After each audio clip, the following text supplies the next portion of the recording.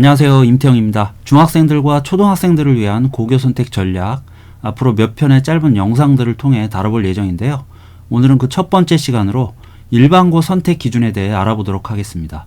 먼저 도표에 보시는 것처럼 우리나라 고등학교는 크게 4종류, 그리고 세부적으로는 한 10여 개 종류로 나눠볼 수 있는데요. 75% 이상의 중학생들은 일반고를 가게 됩니다. 그런데 일반고도 입시적 관점에서 따져보면 몇 개의 학교군으로 나눠볼 필요가 있습니다. 크게는 평준화 일반고와 비평준화 일반고로 나눠볼 수 있고요. 평준화 일반고는 다시 강남, 분당, 목동 같은 교육 특구 일반고와 그냥 일반 지역 또는 지방 일반고로 나눠볼 수 있습니다. 비평준화 일반고도 비슷한 분류가 가능한데요. 학교별로 학생 선발을 하다 보니까 내신 커트라인의 차이가 발생하게 되고요. 내신이 좋은 학생들이 몰리는 학교들이 있습니다. 서울에는 해당 사항이 없지만 경기도의 경우 한민고, 화성고, 세마고, 와부고, 운정고 이런 학교들이 그에 해당되고요. 전국 단위로 학생을 모집하는 농어촌 자율학교들, 한일고나 공주사대부고 등도 이런 상위권 비평준화고에 포함되겠습니다. 사실 4, 5년 전만 해도 일반고 선택에서 학생들의 고민이 지금처럼 그렇게 크지는 않았습니다. 당연히 성적이나 다른 여건만 받쳐주면 입시 실적이 좋은 교육 특구나 비평준화 상위권 고교들을 진학하고자 했기 때문에 이들 학교들을 갈 수 있느냐 없느냐가 문제였지 갈까 말까 고민하는 경우는 그렇게 많지 않았습니다. 그런데 그런 고민들이 최근 들어 점점 더 커지는 이유가 있습니다. 대입 관점에서 보면 결국에는 우리가 내신, 비교과, 수능으로 전형 요소를 압축해 볼 수 있는데 최근 들어 이런 전형 요소들 각각의 중요도가 대학별로 전과 다르게 조금 복잡하게 맞물려 돌아가고 있기 때문입니다. 특히 상위권 대학들의 최근 입시 변화가 가장 큰 요인인데요. 최근 10여 년간 상위권 대학들이 학종 중심 입시를 계속 확대해 왔다면 작년과 올해를 기점으로 내신과 수능 중심 입시를 더 확대하고 있는 분위기입니다. 근데 이건 어디까지나 큰 흐름일 뿐이고요. 우리 학생들 개개인의 고교 선택이나 입시 전략을 짤 때에는 당연히 좀 더 복잡한 계산이 필요합니다. 상위권대가 수능 선발 확대하니까 무조건 수능 대비 유리한 학교 가자. 또 교과 전형 확대하니까 내신 따기 쉬운 학교 가자. 단순히 이렇게만 판단할 수는 없다는 거죠. 결론부터 말씀드리자면 자신의 대입 목표가 어느 정도 정해진 학생들과 그렇지 않은 학생들의 고교 선택이 달라져야 한다는 것인데요. 그 이유를 알기 위해서는 현재 대입 분위기를 전반적으로 한번 확인해 볼 필요가 있겠습니다. 최근 우리나라 4년제 대학 전체 입시 구도 변화를 살펴보면요. 보시는 것처럼 크게 5가지 전형으로 학생을 뽑고 있습니다.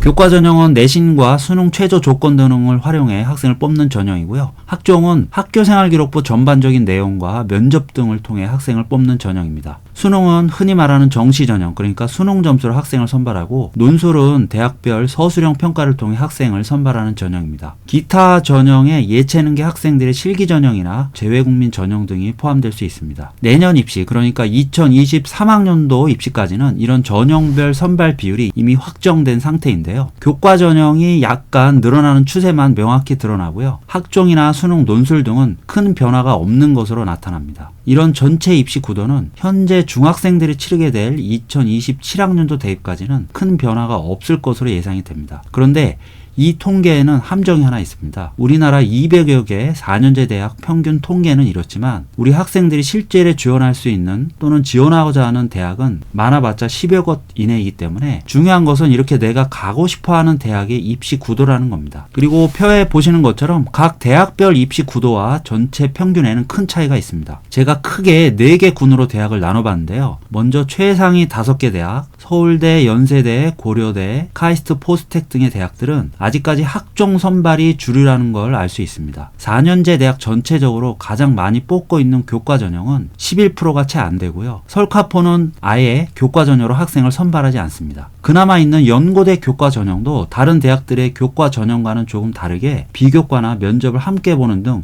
학종과 유사한 교과 전형을 진행하고 있습니다. 서연고를 제외한 인서울 중위권 이상 대학 20여 곳의 평균은 이와 또 다릅니다. 이들 대학들은 수능으로 가장 많은 인원을 선발하고요. 앞으로는 조금 더 늘어날 수도 있겠습니다. 경기, 인천, 수도권 주요 대학들로 내려오면 분위기가 또 달라집니다.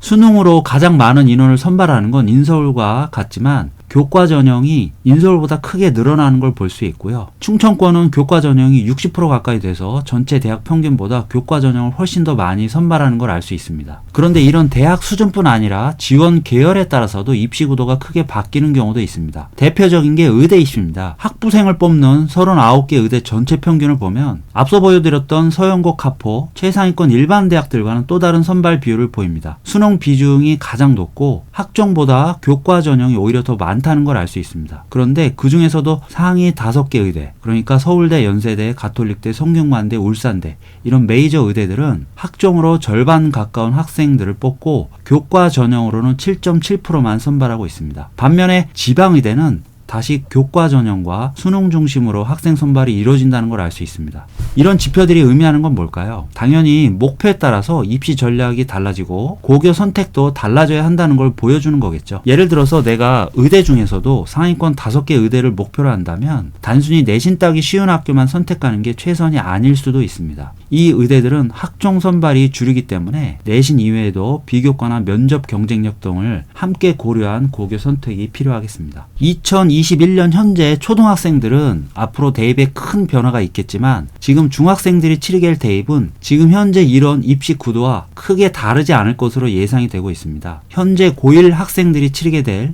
2024학년도 대입부터 학종 비교과가 다소 축소되고 자소서가 폐지되는 변화가 있지만 전형별 선발 비율이나 각 전형별 선발 방식은 크게 바뀌지 않을 것으로 예상이 되고요. 따라서 올해나 내후년 고등학교 선택을 고민하시는 분들은 지금 제가 보여드렸던 자료들을 토대로 자신이 목표로 하는 대학이나 계열이 어떤 전형 방식으로 학생을 많이 뽑는지 확인해 보시고 그 전형 대비해 조금이라도 수월한 고등학교를 찾아보시는 게 가능하겠습니다. 일반적으로 우리 학생 학부모님들이 인근 고등학교나 관심 갖는 고등학교에 대해 선배 학생 학부모님들의 조언을 통해서 또는 일반적으로 알려진 입시 실적 등을 통해서 정보를 얻고 계신데 공식적인 자료 중에서는 학교 알림이 자료를 참고해 보시는 것도 도움됩니다. 알림이 자료 중에서 고교 선택에 도움이 될 만한 자료 몇 가지만 소개해 드리자면 개별 고등학교 검색 후 교육활동란에서 학교 교육과정 편성 운영 및 평가에 관한 사항이란 자료가 있는데 보시는 것처럼 교육과정이나 배당표 같은 걸 다운받으시면 학생들이 입학 후 꼭 들어야 하는 과목, 선택할 수 있는 과목 등을 확인해 볼 수 있습니다. 고교 학점제 도입의 확대로 고교별로 이런 과목 개설의 차이가 날 수 있는 만큼 자신의 진로 목표나 선호도를 만족시킬 수 있는 과목들이 얼마나 개설되어 있는지 확인해보고 선택하시면 좋겠습니다. 또 학생 현황 자료 중에서 졸업생의 진로 현황 한번 확인해 보실 필요가 있겠는데요. 이 자료에서 주목하실 부분은 전문대학 진학률과 기타 비율입니다.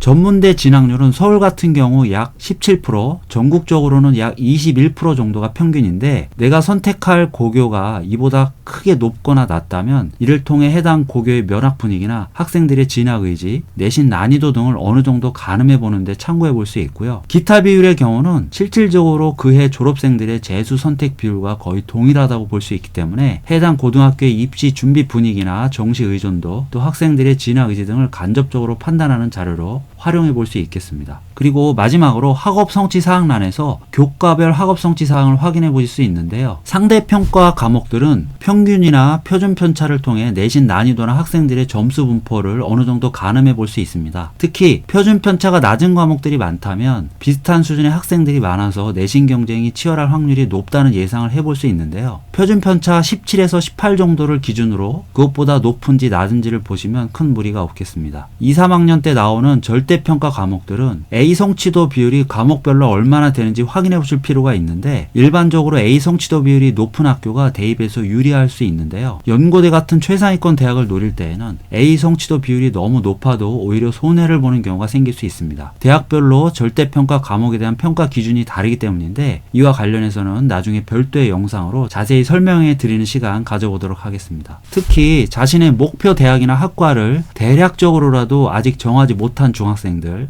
사실 대부분은 그런 상황일 텐데요. 그런 학생들의 경우는 이런 자료를 토대로 일단은 내신 중심으로 고교를 선택하시는 게 당분간은 무난할 것으로 보입니다. 통학, 여건 등을 고려해서 큰 문제만 없다면 우선은 내신 따위가 조금이라도 쉬운 고교를 선택해서 진학 이후 첫 내신 등을 확인해보고 진로 목표를 설정해 보시는 것도 가능하겠습니다. 그리고 이미 지원할 고등학교를 확정하신 분들도 제가 말씀드린 학교 알림이 자료 참고하셔서 지금부터라도 고교 첫 내신 대비에 만전을 기하시면 좋겠습니다. 오늘 일반고 선택에 관한 사항은 여기까지고요. 추가로 궁금하신 내용들 댓글로 남겨주시면 다음 영상 제작에 반영하도록 하겠습니다. 도움되셨다면 좋아요, 구독도 부탁드리겠습니다. 감사합니다.